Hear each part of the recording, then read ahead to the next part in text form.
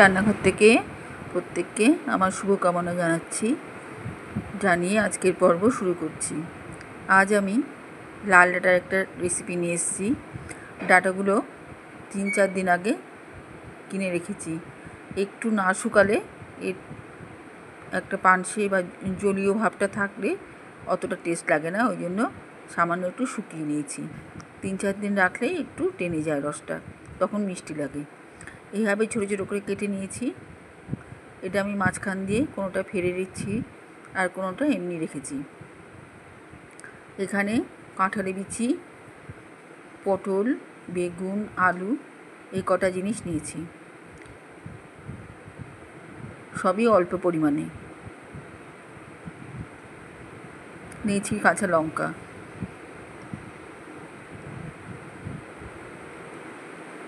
ডাঁটাটা ভালো করে জল দিয়ে ধুয়ে নিচ্ছি।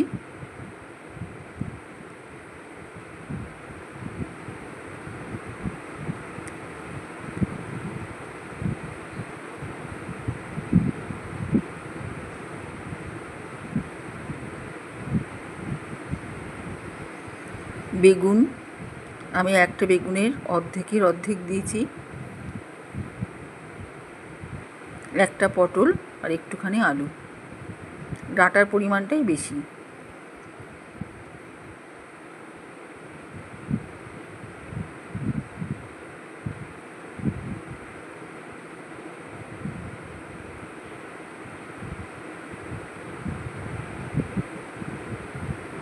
এই রান্নাটা কাঁঠালি বিচি না হলে তৈরি হয় না, বা কাঁঠালি বিচি ছাড়া আমি এই রান্নাটা করি না। এর মধ্যে কাঁঠালি বিচিটা মাস্ট। কাঁঠালি বিচি এই জন্য এর সাথে দিচ্ছি।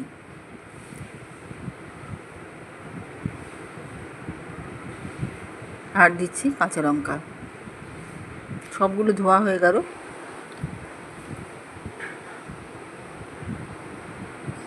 একটা জায়গায় একটু কাসুন্দি নিলাম,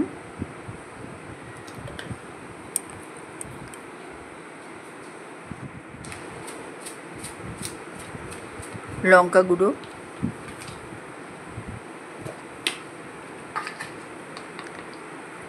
হলুদ,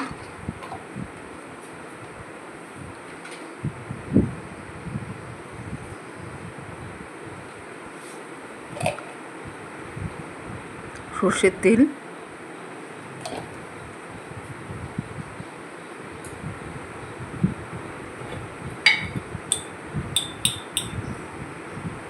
লবণ,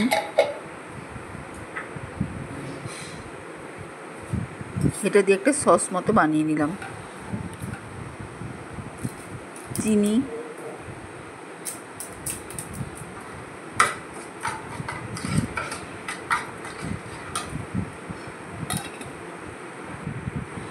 কাঁচা লঙ্কা অথবা সেদ্ধ লঙ্কাও দেওয়া যায়।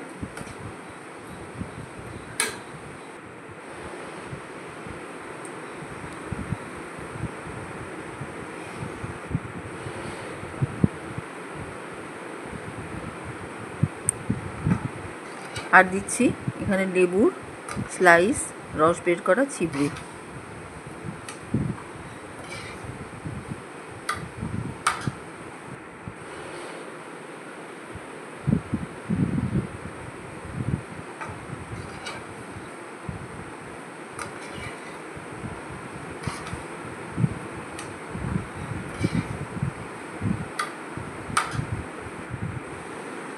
এখানে আমি রসটাকে চিপে রেখে দিয়েছি, শুধু চিবড়েটা যাবে এখানটায়।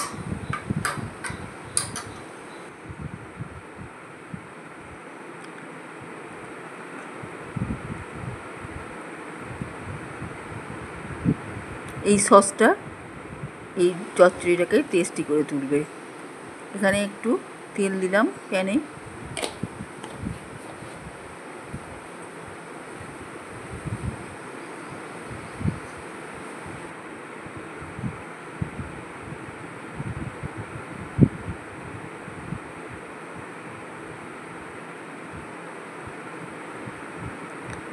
এখানে লাল ডাঁটা, কাঁঠালি বিচি যেগুলো সবজি নিয়েছি তাতে হলুদ আর লবণ মাখিয়ে নিব।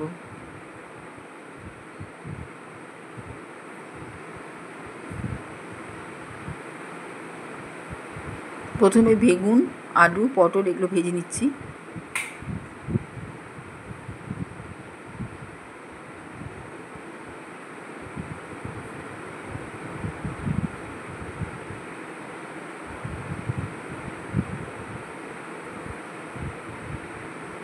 বেগুনের সঙ্গে আলু পটলও ভেজে নেব।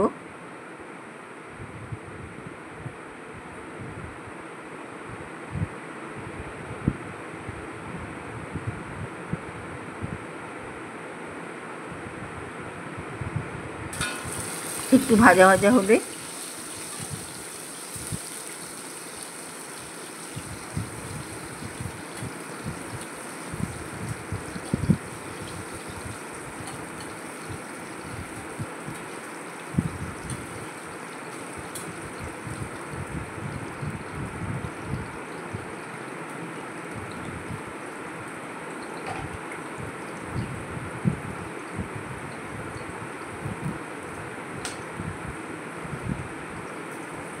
গোটা সর্ষে দিয়ে দেব।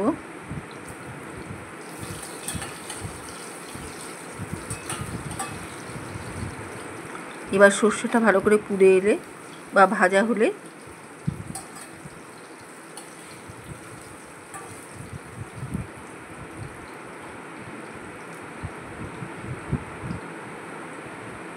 নুন হলুদটাও দিয়ে দিচ্ছি।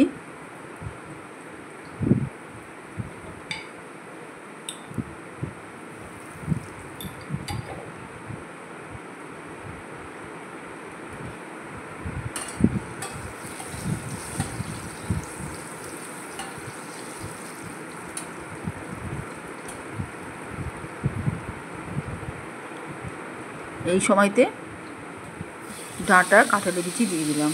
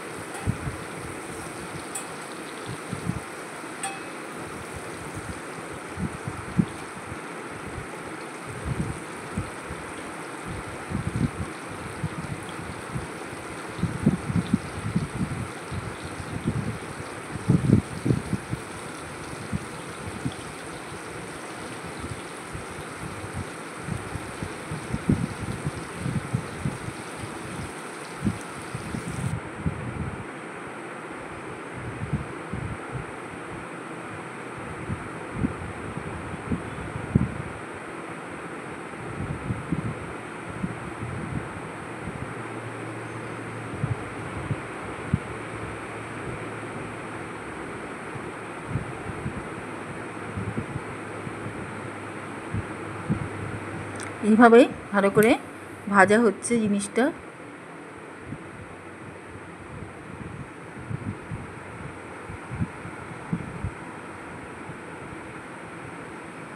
ভালো মতো রান্না হচ্ছে।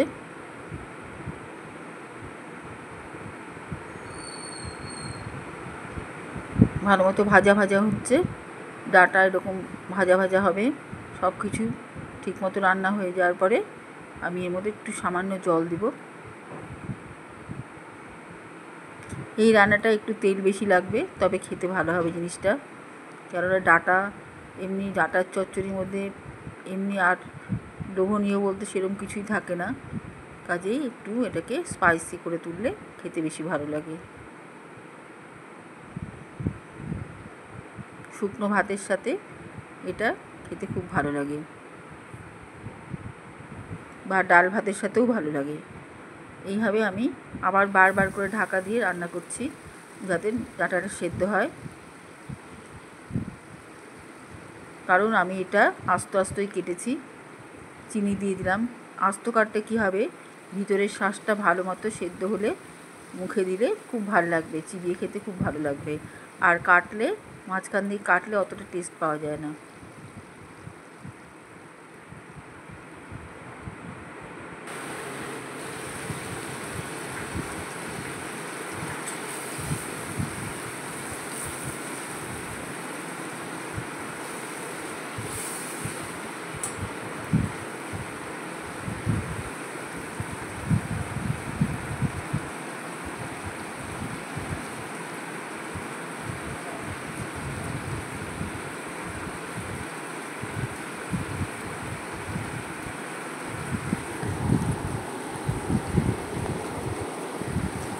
এবারে আমি এর মধ্যে একটু সসটা মিশিয়ে দিলাম।